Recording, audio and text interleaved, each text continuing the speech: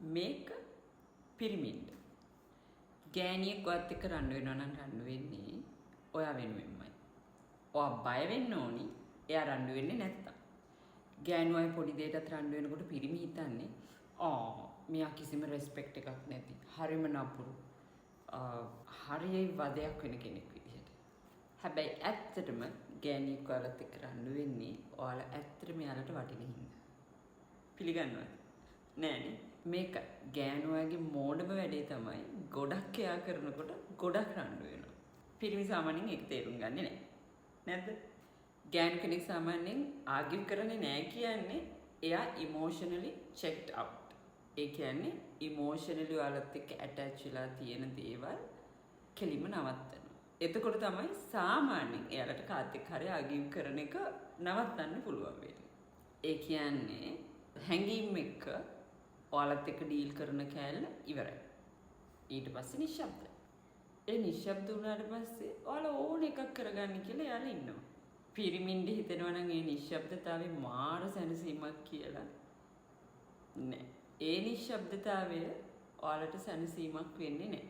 ඒ නිශ්ශබ්දතාවය කියන්නෙම එයාලා ඉමෝෂනලි ඔයාලගෙන් ඈත් වෙලා. ගෑනු කෙනෙක් කෑ ගහලා පොයින්ට් අවුට් කරලා එයාගේ හිත රිදිච්ච තැනක් හරි එයා කැමති නැති තැනක් හරි ඔයාලට කියන්න හදනවා නම් ඒ කියන්නේ එයා තාමත් විශ්වාස කරනවා මේ රිලේෂන්ෂිප් එක අපි තියාගන්න ඕනි එකක්. ඒ කියන්නේ මේ රිලේෂන්ෂිප් එක නැති වෙන්න ඕනි දෙයක් නෙමෙයි. මේ රිලේෂන්ෂිප් එක තව දුරටත් මම try කරනවා තියාගන්න. මොකද සාමාන්‍ය රිලේෂන්ෂිප් එක ඒ බොන්ඩ් එක දන්නේ ඔයාලා දෙන්නනේ. සමහරට දෙන්නට දෙන්න දැනෙන ප්‍රතිශතය වෙනස් වෙන්න පුළුවන්. හැබැයි මේ බොන්ඩ් එක ඔයාලා දෙන්නම දන්නවා. එතකොට සමහරට දැනෙන කෙනා වැඩිපුර කෑ ගහලා වැඩිපුර ඒක රැක ගන්න හදනවා. ගොඩක් වෙලාවට ගෑනු ගොඩක් ඉවසනවා.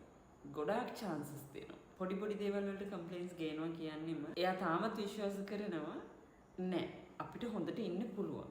අපරාධ මේ රිලේෂන්ෂිප් එක නැති වෙන්නේ කියලා. ගෑණියෙක් මොන හරි කෑ ගහලා කියනකොට try කරන්න ඒ ගෑණිගේ වචනවල එල්ලෙන්නේ නැතුව මොකද්ද ඒ ගෑණි ඔයාලට කියන්න හදන්නේ කියලා. චුට්ටක් හිතලා බලන්න මම මොනවාද කරේ මම මොනවාද හදාගන්න ඕනි මෙයා මොකද්ද කියන්න try කරන්නේ කියලා.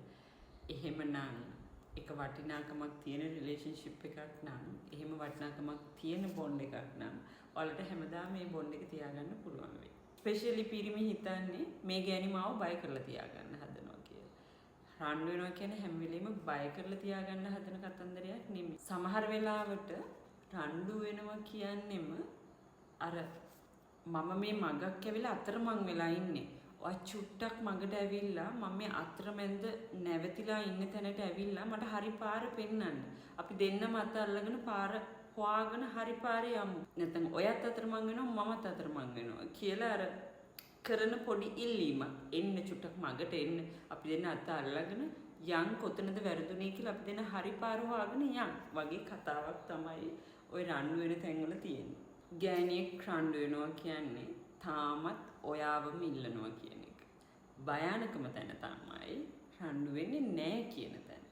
රණ්ඩු වෙන්නේ නැහැ කියන්නේ එයා හිත හදාගෙන ඉවරයි. සමහර වෙලාවට ඒ ආදරේ, ඒ බැඳීම, ඒ ඔයාලගේ තිබ්බ හැමදේම, ඒ බොන්ඩ් එක, රිලේෂන්ෂිප් එක ඉවරයි.